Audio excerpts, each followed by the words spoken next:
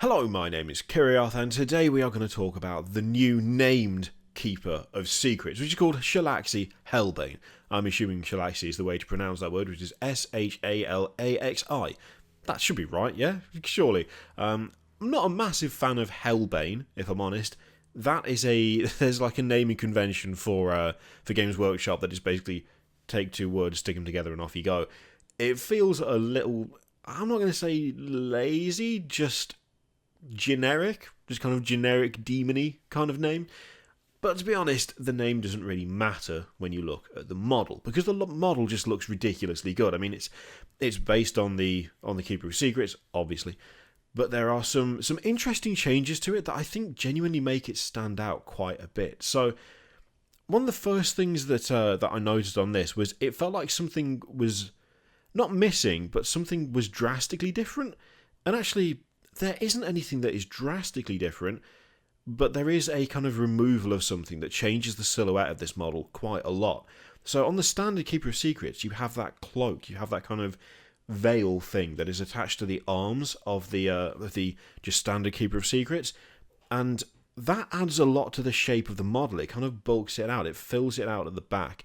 It gives it a very imposing presence, but it also kind of makes it look a bit more graceful in a way, which is something that I hadn't really thought about that much until this named version was shown, because I just really liked the previous one. It's, for me, one of the best models that Games Workshop have done, just full stop. I like it that much.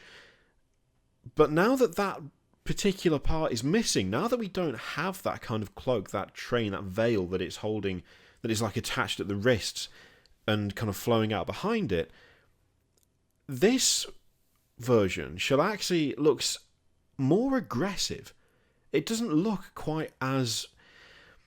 It somehow doesn't look as feminine. It looks more aggressive. It looks slightly more purposeful, because it's lacking that kind of flowing element that the unnamed, just the generic Keeper of Secrets has.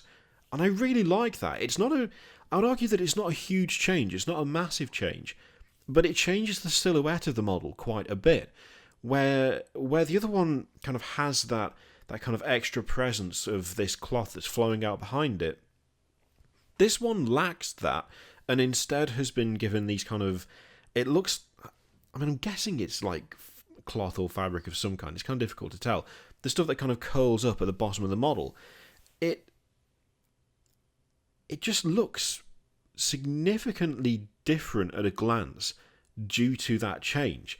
There is something about the almost like mirroring of the hair on the named one, on Shalaxi, and those kind of strips of cloth that are curling up at the bottom, that give it a very different attitude, that makes it more aggressive. It seems like almost malevolent in a way that the other Keeper of Secrets isn't. There seems to be more kind of, I'd say, more mystery and more subtlety, but a lot of overall kind of like a threatening presence from the standard Keeper of Secrets. This just looks outright more aggressive. It looks more purposeful in a way, which I like. I mean, the other one looks purposeful as well, but this has... There seems to be like a genuine kind of intent behind it. And I think it is just the simple thing of removing that cloak, taking away that kind of flowing element, adding this kind of really over-the-top, like ostentatious...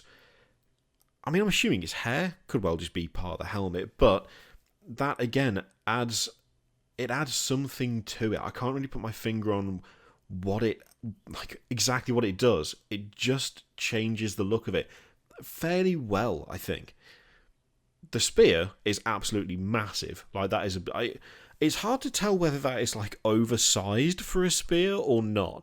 Or even if you class that as a spear. I mean, that's a very long blade for a spear. I'm not like some sort of spear expert, funnily enough, but there's definitely something about that seems a little bit oversized. Then again, is it really fair to call any weapon oversized when the thing carrying it is as big as a Keeper of Secrets? Probably not. That's probably nitpicking for absolutely no reason. The thing that matters is, I think, the overall look, the intent behind it, and whether it embodies what it's supposed to embody. And I mean, it's based on the Keeper of Secrets, which already does a fantastic job of all of those things that I'd want from a new Keeper of Secrets. it has its own personality, though. That's the biggest thing for me. The thing that I'm enjoying most about this, and the thing that I'm so happy about with this particular model, is one of the things that I felt didn't have its own personality was the named Great Unclean one. I can't remember what the name of it was off the top of my head, but that, I think the Great Unclean one had a kind of a bit of an issue with it when it came to making a named version, which is that it was, of course, a huge model. Still was. It is a huge model. It's not like it's disappeared overnight or anything. And it's kind of difficult to make something... I think it's kind of difficult to make something that big and that kind of, well, that round and that covered in stuff. Like, there's so many, like, boils and scars and little mouths and wounds and intestines and God knows what else. It's very hard to take that and then give it its own personality on top of what it already had as a named thing. And sticking some cloth over the head of it and giving it a weird branch didn't quite do it for me. It looked different, but not a huge amount different. It didn't look unique, is the problem that I had with the named Great Unclean one. This doesn't have that problem. Although it's the same base, although it's the same core model, it still has the same body, it still has the same clothes, it still has the same claws. The head is sufficiently different and it has a different attitude. The lack of that cloak changes the silhouette of the model, I think, pretty significantly, and that, of course, makes it look more unique. There are elements to this that make it stand out even against the Keeper of Secrets, which I would argue is a pretty standout model by its own, like on its own merits. I think they've done a really good job with this. I think they've done a really good job. There is, I think, a very basic and simple challenge when it comes to creating named versions of things like greater demons when you're using the same core model. When you're using the same kit for both, it is difficult to create that variation and to create something that still uses most of the same parts, but somehow looks like its own entity, that looks like its own thing, that looks like it can stand apart from what the basic standard nameless version of that model is. It's a tricky thing to get right. I don't think they particularly nailed it with the Great Unclean one, but I think they've nailed it here. I think this is sufficiently different. It has its own attitude, it has its own silhouette, it has its own personality compared to the standard Keeper of Secrets. I really, really like this. I really like it.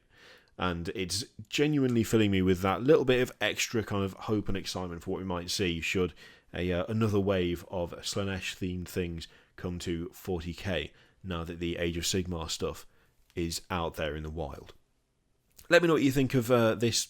I was going to say girl. Let me know what you think of this in the comments down below. Feel free in the meantime to click all of the things, Patreon video, subscribe, all that stuff. Click it if you like, don't click if you don't want to, and I will see you for the next one. Toodaloo.